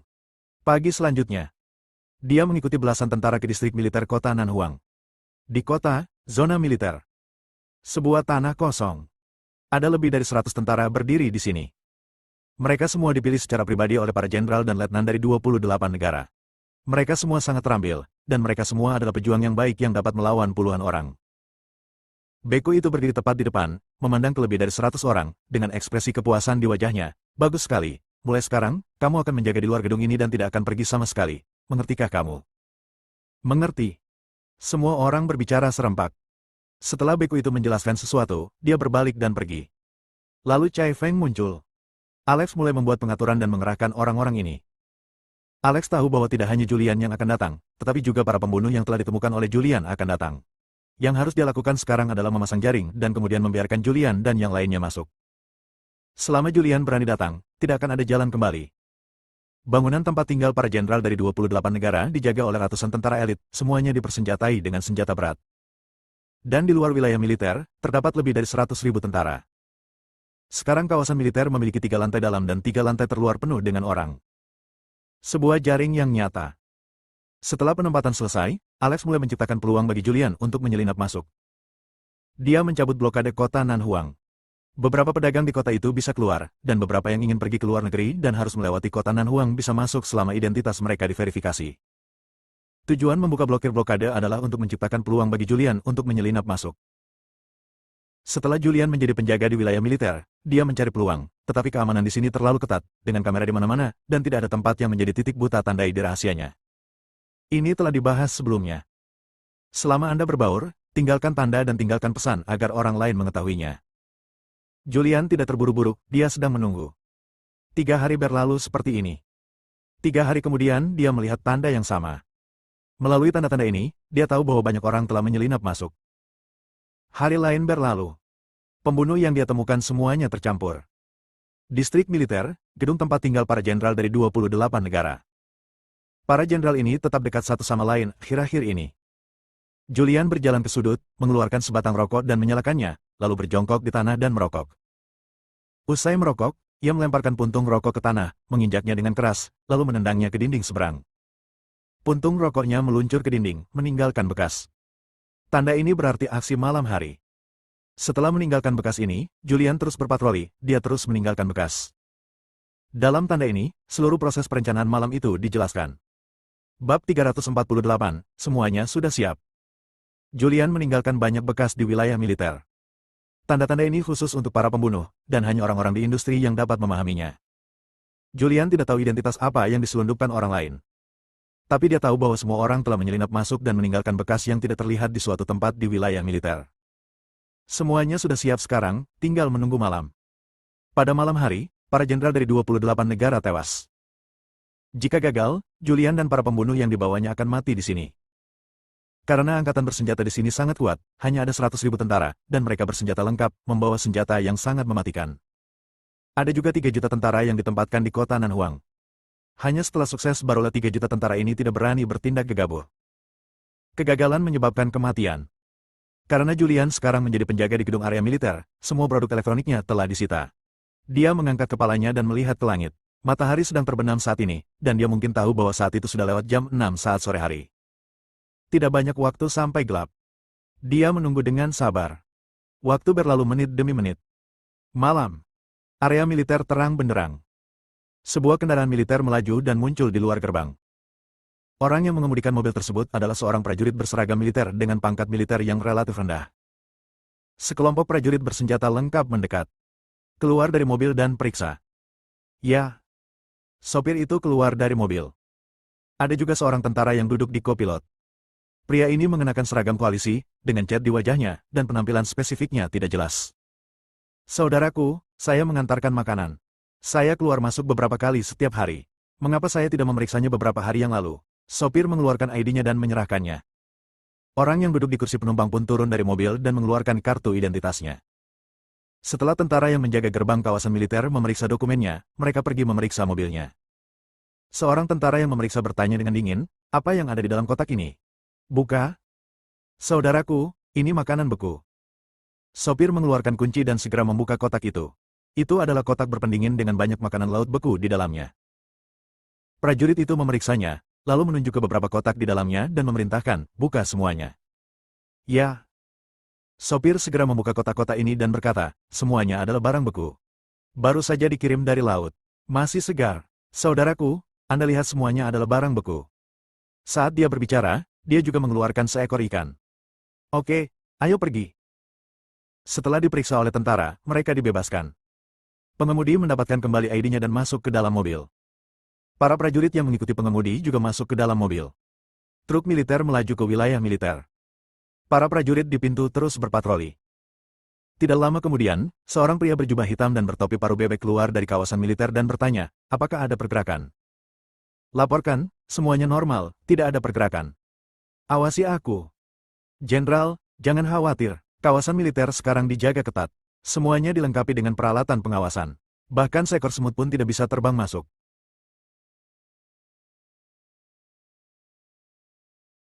Selama naga hitam berani datang, saya jamin mereka tidak akan kembali. Alex selalu pergi.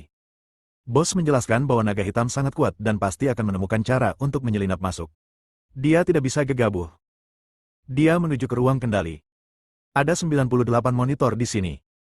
Setiap monitor menampilkan gambar pemantauan suatu area. Setiap monitor dijaga. Chai Feng datang. Orang-orang yang mengawasi pengawasan ini berdiri pada saat yang sama dan berkata serempak, Jenderal. Alex berhenti sebentar dan bertanya, apakah ada gerakan? Laporkan, semuanya normal, tidak ada pergerakan. Mendengar ini, Alex mengerutkan kening. Mungkinkah keamanannya terlalu ketat dan Julian tidak dapat menemukan kesempatan untuk menyelinap masuk? Tujuannya adalah untuk menarik Julian ke sini dan membunuhnya. Dia yakin Julian pasti telah menyelinap ke kota Nanhuang saat ini, mencari kesempatan untuk menyelinap ke wilayah militer dan membunuh para jenderal dari 28 negara. Dia berbalik dan pergi. Pergi ke gedung distrik militer, panggil para jenderal dari 28 negara, dan adakan pertemuan lagi untuk melihat apakah mereka dapat menemukan cara untuk menarik Julian. Pada saat yang sama, area militer, dapur. Setelah sopir mengantarkan makanan, orang-orang yang menemaninya mulai memesan makanan. Orang-orang di dapur akan datang dan membantu. Saudaraku, istirahatlah, aku bisa melakukan hal kecil ini. Orang yang menemaninya berbicara dengan tergesa-gesa, menghentikan orang-orang di dapur untuk mengeluarkan makanan. Orang-orang di dapur juga senang memiliki waktu mereka dan tidak mempedulikannya. Sopir dan orang-orang yang menemaninya mulai menata piring. Pengemudi ini tidak lain adalah pembunuh yang ditiru Nanfeng tadi malam. Sopirlah yang sebenarnya mengantarkan makanan, dan mereka sudah mengurusnya. Orang yang menemaninya tidak lain adalah Selena. Namun, kini mereka semua memakai masker kulit manusia. Keduanya berkomunikasi dengan tenang saat menurunkan barang. Saya melihat tanda yang ditinggalkan oleh saudara Jiang. Kami akan beroperasi pada malam hari. Sebelum memulai rencana operasi, kami harus menghentikan pasokan listrik di wilayah militer. Saudara Jiang berkata bahwa ada banyak generator di wilayah militer. Begitu listrik padam keluar, generator dapat digunakan dalam waktu 1 menit. Jadi, kita hanya punya waktu 1 menit. Dalam 1 menit, pergi ke ruang kendali, pergi ke ruang komando, kendalikan ruang kendali, kendalikan ruang komando. Keduanya berkomunikasi dengan tenang. Mereka memindahkan semua barang dari truk ke ruang pendingin dan mengunci pintunya.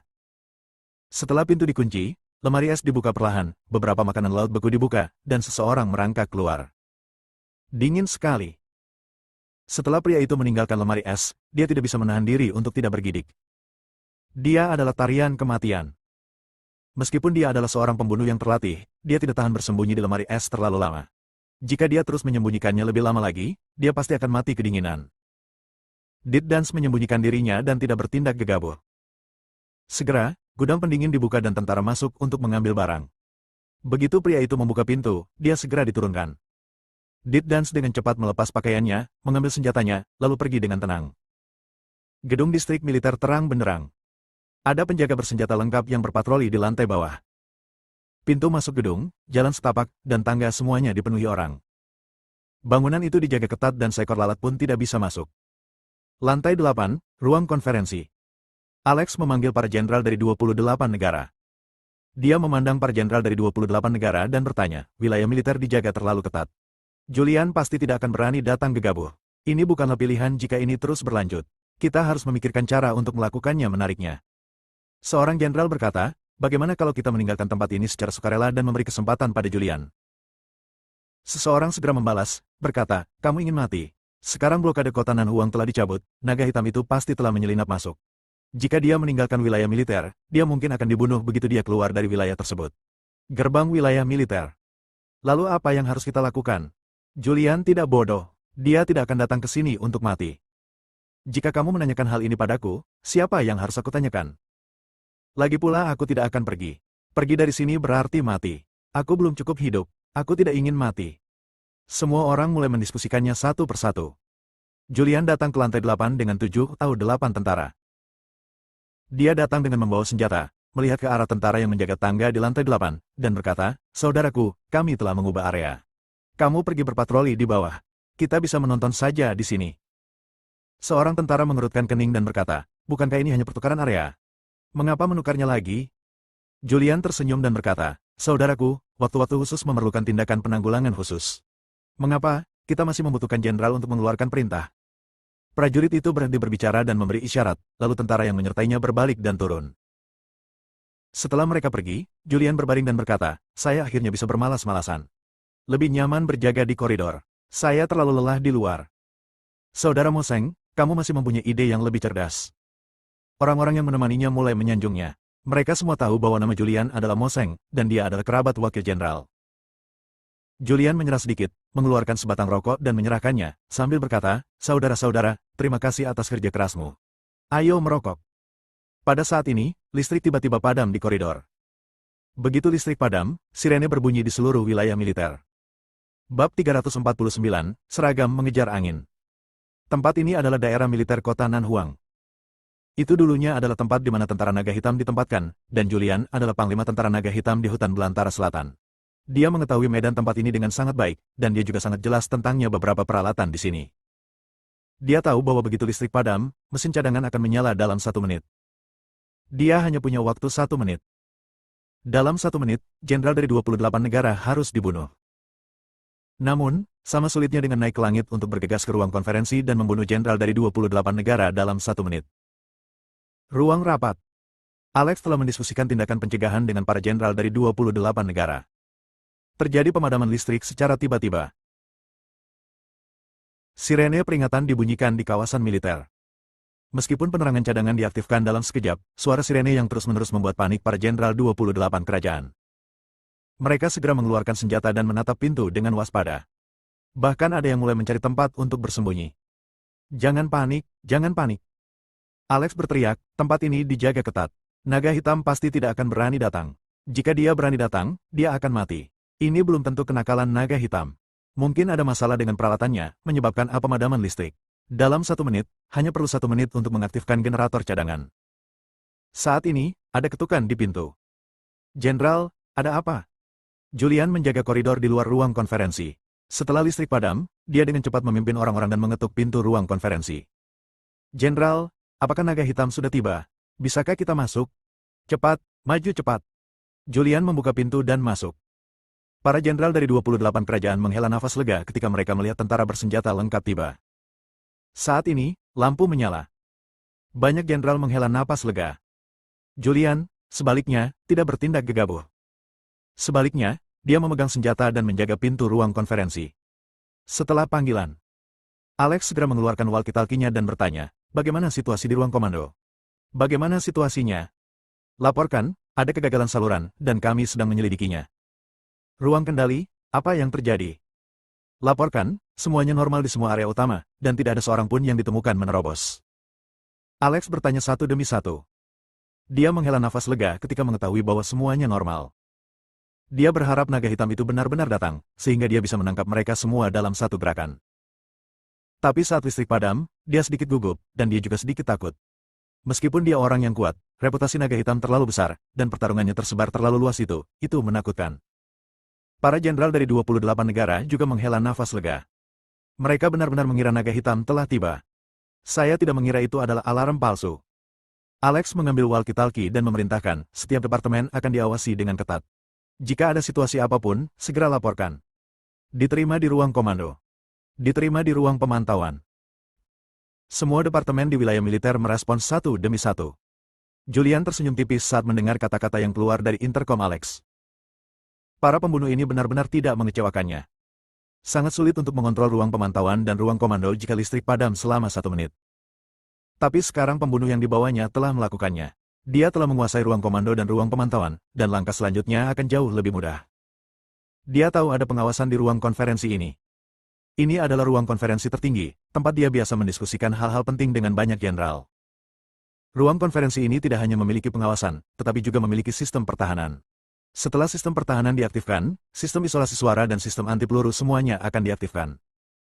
Julian berdiri di depan pintu, menatap kamera pengintai, dan diam-diam memberi isyarat. Ruang pemantauan. Ruang pemantauan telah dikendalikan oleh Selena. Seorang tentara terjatuh ke tanah, sedangkan petugas yang bertugas di ruang pengawasan menempelkan kepalanya ke kepala dan tidak berani bertindak gegabah. Melalui pengawasan, Jiang tidak melihat gerakan Julian. Sebelum datang, Julian telah memberitahu mereka semua situasi di wilayah militer. Selena juga mengetahui segalanya tentang wilayah militer. Dia segera memerintahkan, segera putuskan hubungan antara ruang konferensi dan dunia luar dan aktifkan sistem pertahanan ruang konferensi. Petugas itu menodongkan pistol ke kepalanya, dan dia tidak berani untuk tidak patuh. Julian berdiri di pintu ruang konferensi. Setelah beberapa saat, dia berjalan menuju Alex dan bertanya, "Jenderal, tidak apa-apa sekarang. Haruskah kita berjaga di luar, atau tetap di sini?" Alex sedang duduk di kursi, dia juga berkeringat banyak saat ini. Dia mengulurkan tangannya untuk menyeka keringat di dahinya, berhenti sedikit dan berkata, "Keluarlah dulu, waspadalah." "Ya."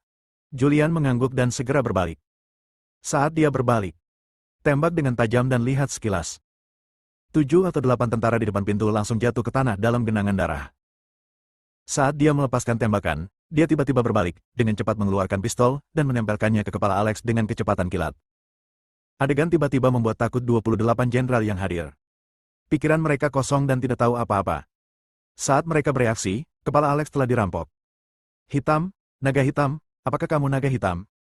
"Saya tidak tahu siapa yang memanggilnya." Ada getaran dalam suaranya. Julian menyeringai dan berkata, "Ya, ini saya." Alex mengangkat kepalanya dan menatap Julian. Dia selalu memakai topi berparuh bebek, dan Julian belum pernah melihat wajah aslinya. "Sekarang saya akhirnya melihatnya. Ini adalah wajah yang sangat biasa sehingga Anda bisa melupakannya hanya dengan sekali pandang." "Naga hitam, aku benar-benar meremehkanmu."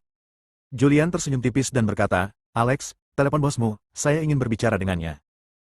Alex mengucapkan kata demi kata, "Naga hitam, apakah menurutmu kamu bisa keluar hidup-hidup?" Julian mengangkat bahu dan berkata, "Saya tidak tahu apakah saya bisa keluar hidup-hidup, tapi saya tahu Anda pasti akan mati, dan Anda..." Julian melirik para jenderal dari 28 negara yang hadir. "Ku bilang, kalau begitu kamu benar-benar meminta kematianmu sendiri. Mengapa kamu tidak menikmati kebahagiaan di negaramu sendiri? Kamu bersikeras datang ke negaraku dan membuat masalah bagiku. Sekarang kamu di sini, jangan malah berpikir untuk pergi. Naga hitam, aku akan membunuhmu." Seorang jenderal meraung dan menyentakkan senjatanya. Namun, kecepatannya tidak secepat Julian. Saat dia memegang pistol, Julian mengangkat tangannya dan tiba-tiba menembak. Dia tertembak di kepala dan langsung jatuh ke tanah. Adegan ini membuat takut para jenderal lain yang hadir. Alex memanfaatkan kesempatan ini. Saat Julian menembak orang lain, dia tiba-tiba bergerak dan menyentakkan pistolnya. Tapi sebelum dia bisa mengeluarkan pistolnya, pistol Julian kembali menempel di kepalanya. "Alex, jangan bergerak." Badai muncul di hati Alex. Sangat cepat. Reaksi Julian terlalu kuat dan menakutkan. Julian menodongkan pistol ke kepala Alex dengan satu tangan, dan mengarahkan senapan mesin berat ke banyak jenderal di ruang konferensi. Ada lusinan orang di ruang konferensi besar itu, tapi suasananya sunyi senyap. "Alex, aku memberimu kesempatan. Hubungi atasanmu, aku ingin berbicara dengannya." Julian berbicara dengan dingin. Dia tahu bahwa Alex adalah anak buah kaisar. Dia ingin berbicara dengan kaisar. Alex dengan tenang mengeluarkan telepon dan memutar nomor terenkripsi. Panggilan itu dengan cepat tersambung. "Ada apa?" Suara serak terdengar dari telepon. Suara ini bukan milik kaisar. Setidaknya Julian tidak mendengar bahwa itu milik kaisar. Julian mengambil telepon, meletakkannya di speaker ponsel, lalu meletakkannya di atas meja. Menatap para jenderal dari 28 negara, ketika dia melihat seseorang mencoba bergerak, dia mengangkat sedikit senapan mesin di tangannya, dan orang-orang ini segera tidak berani bergerak. Julian melihat teleponnya. "Kaisar, Anda benar-benar bersusah payah untuk membunuh saya, dan Anda melakukan banyak trik. Bab 350, Penarikan Pasukan. Julian tidak yakin apakah Alex benar-benar memanggil Kaisar. Tetapi dia tahu bahwa meskipun ini bukan Kaisar, Kaisar mendengarkan. Tidak ada suara yang keluar dari telepon. Julian berkata lagi, Kaisar, saya tidak peduli apa tujuan Anda, tapi saya pasti akan menghentikan Anda. Dudu-dudu. Terdengar bunyi bip. Pihak lain menutup telepon tanpa berkata apa-apa. Naga hitam, kamu tidak bisa meninggalkan tempat ini hidup-hidup. Alex memandang Julian dan berkata-kata demi kata, ada 100.000 tentara di luar dan 3 juta tentara di kota Wasteland Selatan. Bahkan berpikir untuk pergi hidup-hidup. Ya. Julian tersenyum tipis dan berkata, karena saya di sini, saya punya cara untuk pergi. Ngomong-ngomong, saya lupa memberitahu Anda bahwa ini dulunya adalah ruang konferensi tentara naga hitam hutan belantara selatan saya. Saya tahu situasinya di sini baiklah, dan sekarang tidak ada kontak dengan dunia luar. Jika koneksi terputus, bahkan jika ada kekacauan di sini, dunia luar tidak akan tahu. Mendengar ini, para jenderal dari 28 negara mengubah ekspresi mereka. Naga hitam, aku juga terpaksa. Naga hitam, tolong biarkan aku hidup. Aku akan segera menarik pasukanku. Banyak orang mulai berdoa. Dor. Julian menembak langsung. Alex baru saja jatuh ke tanah dalam genangan darah, kehilangan nafas kehidupan.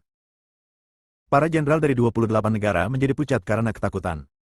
Sekarang kamu di sini, kamu harus bersiap untuk mati. Saat kamu menyerang kota Nanhuang, tentara naga hitam kita menderita korban yang tak terhitung jumlahnya. Jika aku tidak membunuhmu, bagaimana aku bisa menjelaskannya kepada tentara naga hitam?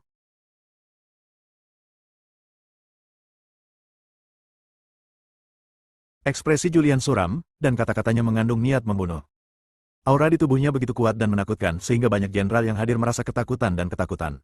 Seolah-olah ada batu besar yang menekan tubuh mereka dan mereka bahkan tidak berani bergerak. Semua orang berkumpul, tapi dia hanya punya pistol dan mulai menembak bersama. Saya tidak percaya. Seorang jenderal berteriak. Tetapi sebelum dia selesai berbicara, Julian langsung menembak, dan tubuhnya jatuh perlahan. Meskipun para jenderal dari 28 negara semuanya sangat terampil, menghadapi naga hitam, mereka tidak memiliki keinginan untuk bertarung sama sekali. Mereka tahu mereka akan mati jika menunggu. Tapi aku juga tahu kalau aku melakukannya sekarang, aku akan langsung mati. Selesaikan sendiri. Julian melirik jenderal yang masih hidup dan berjanji, saya berjanji Anda akan bunuh diri. Kami, tentara naga hitam, tidak akan pernah membiarkan tentara negara Anda meninggalkan kota Nanhuang dengan selamat, jika tidak. Wajahnya menjadi gelap dan dia berkata dengan dingin, sungai darah, 3 juta tentara, tewas di negeri asing. Mati? Bunuh diri? Manusia memiliki ketakutan yang tidak diketahui akan kematian, dan bunuh diri membutuhkan keberanian yang besar. Mereka semua adalah jenderal nasional, dan mereka semua lebih rendah dari 1 orang dan lebih tinggi dari 10.000 orang. Apa, kamu perlu aku melakukan sesuatu? Suara dingin Julian terdengar. Lalu, tembak. Senapan mesin terus menembak lebih sedikit. Pada saat ini, banyak jenderal yang menembak. Mereka ingin membunuh Julian sebelum dia meninggal. Namun, kecepatan mereka tidak secepat Julian. Hanya dalam beberapa detik, ruang konferensi besar itu dipenuhi mayat. Hanya 1 orang yang masih hidup. Itu adalah Beku, panglima tertinggi dari 28 negara pasukan koalisi. Biksu itu lumpuh di kursi, tidak mampu mengeluarkan kekuatan apapun dari tubuhnya. Dia memperhatikan Julian, yang seperti dewa kematian, berjalan ke arahnya selangkah demi selangkah. Butir-butir keringat muncul di dahinya, dan keringat segera membasahi bajunya. Julian bertanya dengan tenang, apakah kamu tahu mengapa aku tidak membunuhmu? Saya tidak tahu. Beku itu berkeringat banyak dan giginya gemetar.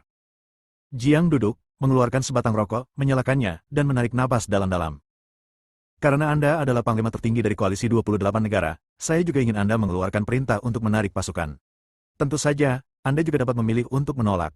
Dalam hal ini, tentara naga hitam akan menyerang dalam sekejap, dan kota Gurun Selatan akan terbakar. 310.000 pasukan koalisi akan dipenuhi mayat, dan... Julian berhenti dan melanjutkan, setelah pertempuran benar-benar dimulai, itu tidak akan berakhir begitu saja. Tentara naga hitam akan meninggalkan jalur Tianshan, berkendara lurus ke bawah, dan menghancurkan 28 negara dalam satu gerakan. Setiap kata yang diucapkan Julian seperti pisau tajam yang menusuk hati biksu itu. Mendengar kata-kata, hancurkan 28 negara, tubuhnya gemetar.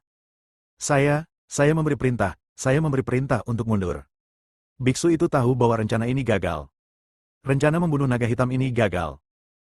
Dia juga tahu bahwa jika dia tidak memerintahkan penarikan, naga hitam akan membunuhnya, dan 3 juta pasukan akan bentrok langsung dengan tentara naga hitam. Begitu pertempuran skala besar dimulai, itu tidak akan berakhir dengan mudah. Ruang pemantauan. Selena dan yang lainnya melihat pemandangan ini dengan senyuman di wajah mereka. Berhasil. Ya, berhasil. Aku bisa kembali hidup-hidup kali ini. CK menyelinap ke kota Wasteland Selatan di mana 3 juta tentara ditempatkan dan membunuh para jenderal dari 28 negara. Ini adalah sesuatu yang bisa saya banggakan selama sisa hidup saya. Sayang sekali saya tidak bisa melanjutkan menjadi seorang pembunuh. Kalau tidak, reputasiku akan semakin tinggi. Banyak pembunuh yang tersenyum. Gedung perkantoran, ruang konferensi di lantai 8. Julian memandang biksu itu dan berkata, "Oke, saya melihat Anda sangat ketakutan hingga berkeringat. Ayo, ikuti saya ke ruang komando." Ya. Biksu itu berdiri. Dia mengikuti Julian ke ruang komando. Di bawah, ada banyak tentara yang berpatroli. Tak satu pun dari mereka yang tahu apa yang terjadi di ruang konferensi umum. Ketika biksu itu datang, para pejuang ini berbicara dengan hormat. Beku itu juga tidak menjawab. Segera kami tiba di ruang komando. Orang yang mengendalikan ruang komando adalah gadis pendiam, yang berada di urutan ketiga dalam daftar pembunuh, serta dewa kematian dan liar. Bos. Keduanya berbicara serempak. Julian berjalan mendekat, menepuk bahu mereka, dan memuji mereka. Bagus sekali, kamu akan diberi imbalan saat kembali. Terima kasih, bos. Julian memandang biksu itu dan berkata, beri saya perintah. Beku itu datang ke ruang komando, berbicara melalui mikrofon, dan berkata, sampaikan perintah saya, pasukan koalisi dari 28 negara akan mundur dalam semalam, mundur dari kota Nanhuang, dan mundur dari kerajaan Daxia. Semua letnan dari 28 negara menerima perintah. Beri aku perintah dan semua pasukan akan dievakuasi. Evakuasi semalaman, evakuasi keluar dari kota Nanhuang. 28 wakil jenderal dengan cepat memberi perintah. Saat perintah dikeluarkan, pasukan yang ditempatkan di luar kota Nanhuang segera dievakuasi. Pasukan di kota Nanhuang juga segera dievakuasi. Setelah memberi perintah, Beku itu memandang ke arah Julian, dengan sedikit permohonan di wajahnya yang pucat, dan berkata, "Hei, naga hitam, perintah telah diberikan, bolehkah saya pergi?" Pergi? Sudut mulut Julian terangkat dan dia berkata, tentu saja saya boleh pergi, tapi kali ini 28 negara membuat keributan besar. Sekarang seluruh dunia memperhatikan hutan belantara selatan. Saya sudah melepaskannya dari koalisi 28 negara. Kalian jika saya tidak mengekspresikan diri, apa yang akan dipikirkan dunia tentang saya? Apa yang kamu inginkan? Beku mundur beberapa langkah. Julian berhenti sebentar dan berkata, kamu kembali dulu. Nanti, akan ada utusan yang pergi ke 28 negara untuk berdiskusi dengan raja dari 28 negara. Kata-kata Julian membuat Beku itu merasa ketakutan. Dia tahu bahwa ke-28 negara akan mengalami pendarahan lagi kali ini. Namun, dia tidak tahu apa yang diinginkan Julian. Kamu ingin uang? Uang? Julian tersenyum tipis dan berkata, dapatkah uang menyelesaikan masalah? Anda telah dikalahkan berkali-kali dan masih berani menyerang. Saya perlu memberi Anda pelajaran kali ini. Mari kita menyerahkan wilayah dan memberikan kompensasi. 28 negara, masing-masing negara akan menyerahkan 5 kota ini akan dimasukkan ke dalam wilayah Daxia, dan masalah ini akan diselesaikan. Saat dia berbicara, wajahnya tenggelam. Jika tidak, tentara naga hitam akan meninggalkan jalur Tianshan, melancarkan serangan bersenjata ke 28 negara, dan secara paksa menggabungkan mereka ke dalam wilayah Daxia. Bersambung.